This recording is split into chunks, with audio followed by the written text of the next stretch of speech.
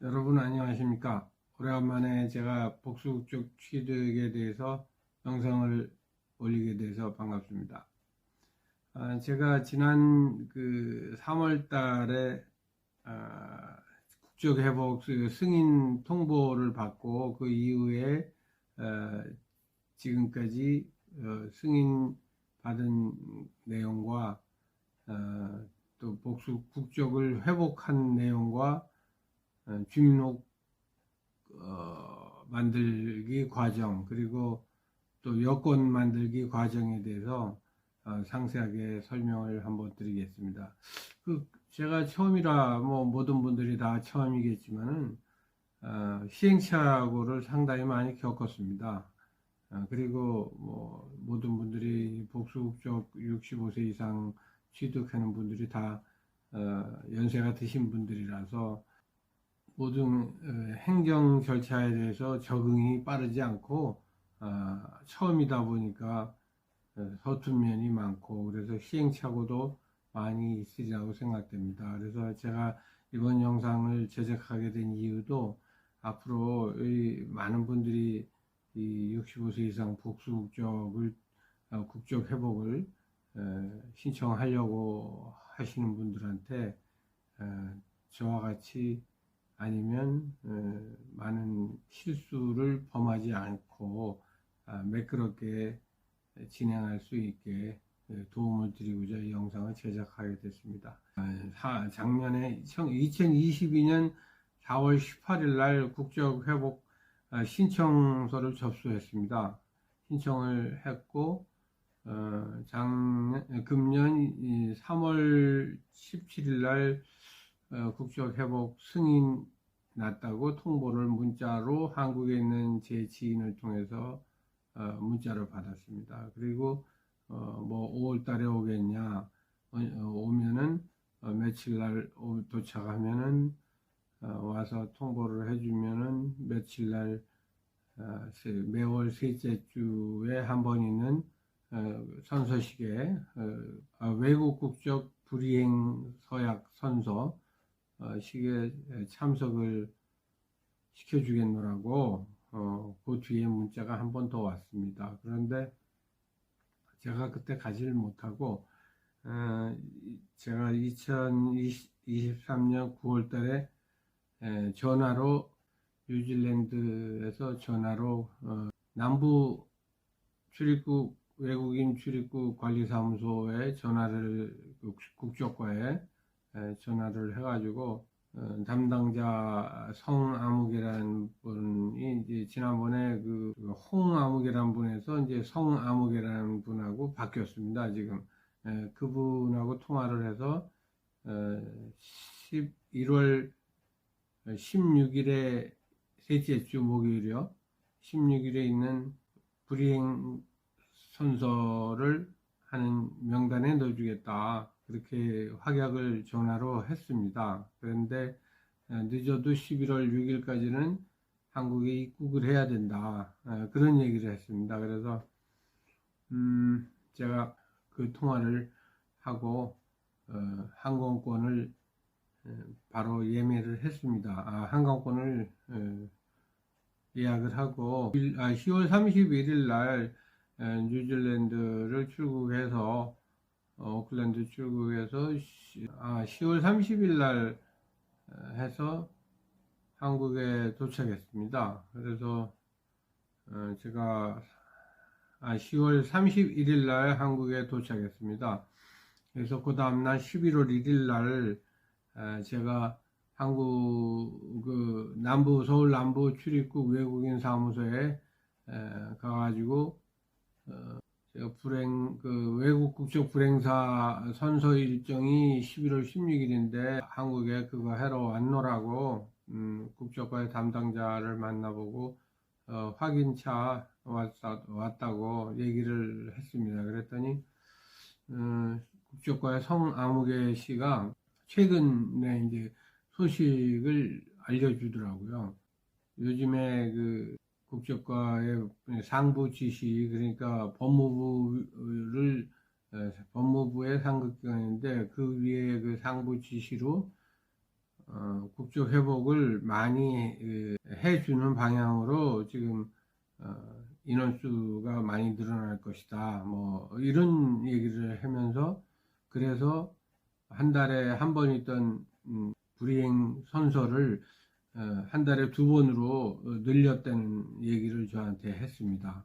그래서 11월 2일 날 제가 10월 말일 날 도착했는데 1일 날 방문을 했고 11월 2일 날 외국 국적 불행사 선서를 또 한다는 거예요. 그래서 그러면 그 선서에 나를 좀 포함 좀 시켜달라. 내가 지금 한국에 왔으니까.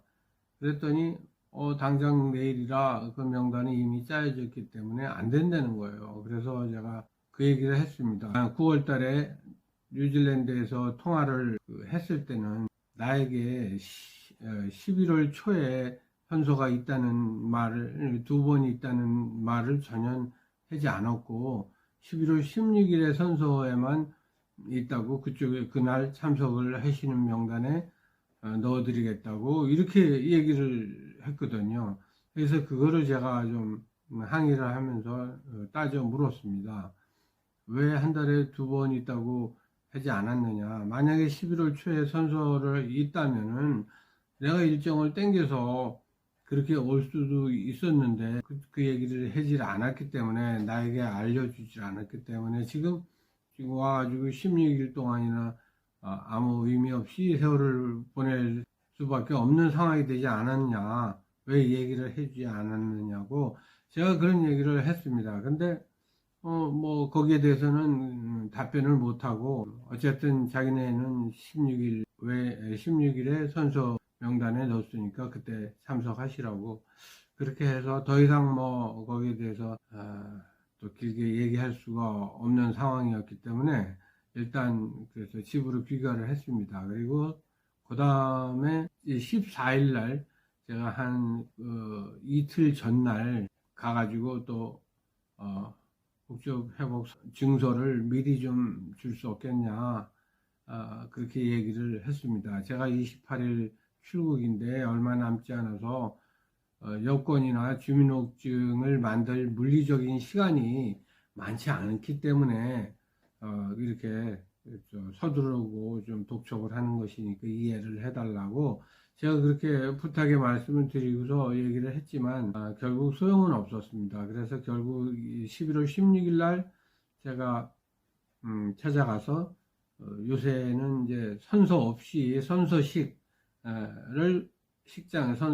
선서식장에서 여러 사람이 모여서 같이 선서를 하거나 그런 의식은 없이 요즘에는 국적과에 가서 증서를 그냥 주는 걸로 가름한다고 합니다. 그래서 그날 11월 16일 날 그 국적회복 증서를 받았습니다. 여기 보시는 바와 같이럼 증서를 제가 받았고요.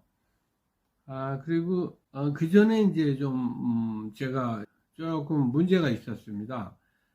가자마자 11월 2일 날 제가 한번 그 남부 출입국 사무소에 갔을 때 그 담당자가 그 선서 받기 전까지는 F4 비자가 만료 유효기간이 남아 있어야 된다는 그런 얘기를 하더라고요. 그래서 저 같은 경우는 그 뉴질랜드에서 F4 비자를 받아가지고 가가지고 1년짜리를 받았습니다. 한국에서 다른 분들은 한국에 귀국을 해서 F4 비자를 신청한 분들은 2년짜리를 받았는데 뉴질랜드에서는 1년짜리를 제가 받을 수 있어서 3개월짜리 하겠느냐 뭐 1년짜리 하겠느냐 그래가지고 1년짜리를 제가 받아갔기 때문에 2023년 4월 달에 이미 만료가 됐습니다. 그래서 그 얘기를 제가 했더니 만료가 됐다고요, 4월 달에.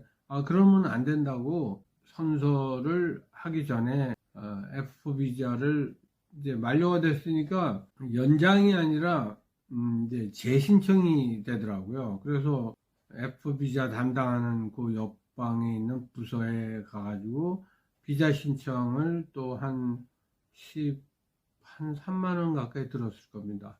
그래서 비자 신청을 새로 했습니다. 좀 불합리하지 않느냐. 내가 이제 내일 모레면은 뭐 국적을 회복 다 할 것이고 이제 중력증을 받을 텐데 이제 거소증 F4 비자가 무슨 소용이냐. 이제 며칠간 어차피 국적 회복을 하게 되면은 한 달 이내인가 한 달 이내 거소증을 반납해야 되는 상황인데 그거를 뭐하러 이제 내일 모레면 반납할 거를 다시 만든다는 거는 비용이 많이 들 뿐더러 그 불합리하지 않느냐. 그거를 제가 얘기를 했는데도 원칙만 고수를 하더라고요. 그래서 뭐 더 이상 할 말도 없고 그래서 다시 제가 F4 비자를 신청을 해서 그쪽에서 또 F4 비자 만드는 기간도 있는데 이제 며칠 안 남았으니까 좀 서둘러서 좀 해결을 해달라고 16일 날 내가 선서를 받으니까 해달라고 그러니까 그 내용은 충분히 참작을 해서 바로 만들어 주겠다고 그래서 이제 그거 문제는 해결을 했습니다만은 공무원들의 그 행정이 상당히 그 좀 불합리한 게 너무 많았습니다. 그래서 제가 이제 그 국적 회복 증서를 받고 바로 외국 국적 불이행사 서약서를 작성을 했습니다. 거기다 여권도 복사하고 서약서를 작성해가지고 국적과에다 제출한 후에 이제 동사무소 이게 옛날에 동사무소죠. 주민센터에 가서 거주지 주민센터에 가서 주민등록 신청을 하러 이제 바로 그날로 갔습니다. 이제 갔더니 아직 뭐 전산 처리가 되지 않았다고 해가지고 제가 그 다음날 또 다시 구청 여권과에 가서 이제 여권을 만들려고 또 갔습니다. 갔더니 이제 가족관계부서에 먼저 가서 전산 처리가 완료가 됐는지 이걸 알아보라고 해서 이제 거기를 담당자하고 얘기를 했는데 확인 결과 제가 좀 또 실수한 것이 하나 있었습니다. 뭐냐면은 우리가 옛날에 얘기했던 뭐 동사무소를 요즘에 주민센터라고 얘기한다든가 주민등록 그 초본이라든가 이런 것들이 이제 말들이 많이 바뀌었습니다. 가족관계부라든가 그 무엇보다 제가 문제가 됐던 것은 본적지를 제가 원래 종로구였었는데 본적지라는 게 아니고 잠깐만요. 제가 무슨 말인지 서류를 한번 찾아보겠습니다.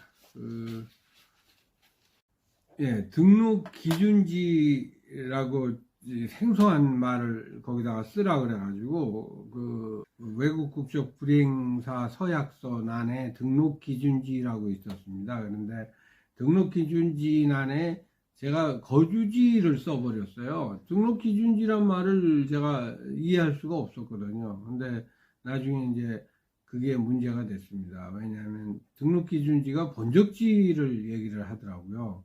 그래서 본적지는 제가 종로구인데 거주지는 구로구거든요. 근데 구로구 신도림동인데 거주지 등록 기준지에다가 구로구 신도림동이라고 써가지고 그쪽에서 지금 하지 않을 수 없었습니다. 그래가지고 구로구청에다 갔더니 구로구에서는 등록 기준지가 종로구이기 때문에 종로구에 가서 알아봐야 된다. 그쪽에서 우리한테 그 전산 처리를 해서 넘겨줘야 구로구에서 뒷자리를 부여받게 된다고 그렇게 얘기를 하더라고요. 그래서 제가 또 그날 처리가 안 돼서 전화를 종로구청에다 해서 담당자한테 이게 이만저만해서 내 출국 날짜가 얼마 안 남아서 여권 만들 물리적인 시간이 안 나온다. 그렇게 좀 빨리 좀 처리를 해 주십사 하고 부탁을 해가지고 했는데도 그 다음날 안 되더라고요.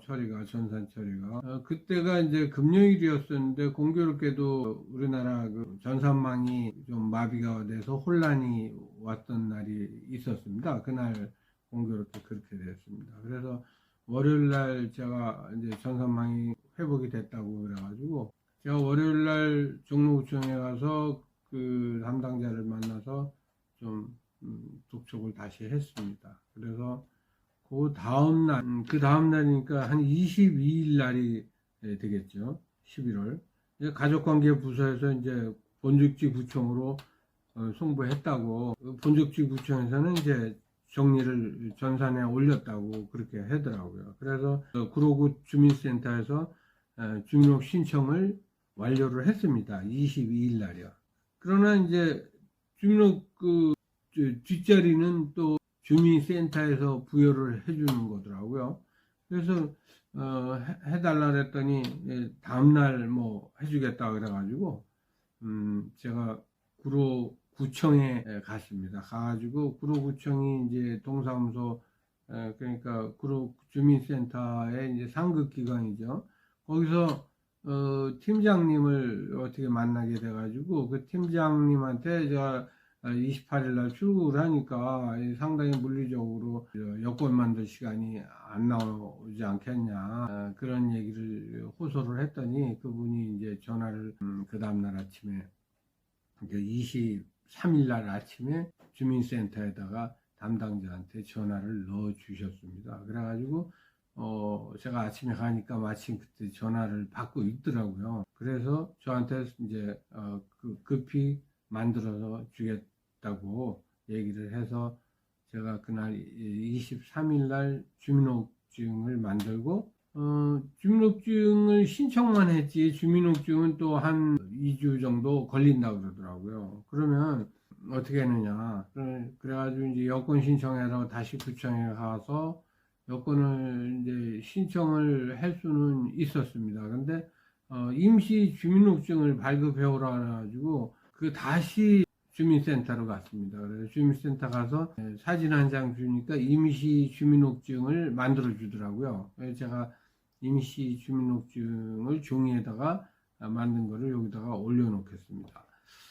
이런 임시 주민등록증을 만들어서 그 임시 주민등록증을 가지고 그 옆에 창구 그 주민센터에서 경로 아니 65세 이상 되면은 그 승차 어르신 승차 카드 지하철 무료로 이용하는 카드를 만들어주는 창구가 옆에 있더라고요. 그래서 그곳은 임시 주민등록증을 가지고 신청을 해서 바로 그날로 받았습니다. 23일 날이요. 그저께죠. 그걸 받아가지고 이제 임시 주민등록증을 가지고 구청에 가서 여권을 신청을 했는데 제가 28일 날 출국인데 28일 오전까지 잘하면은 나올 수 있다 그래요. 근데 그거를 직접 수령하는 방식하고 우편으로 수령하는 방식이 있는데 그것도 참고가 될까 해서 제가 자세하게 말씀을 드리겠습니다.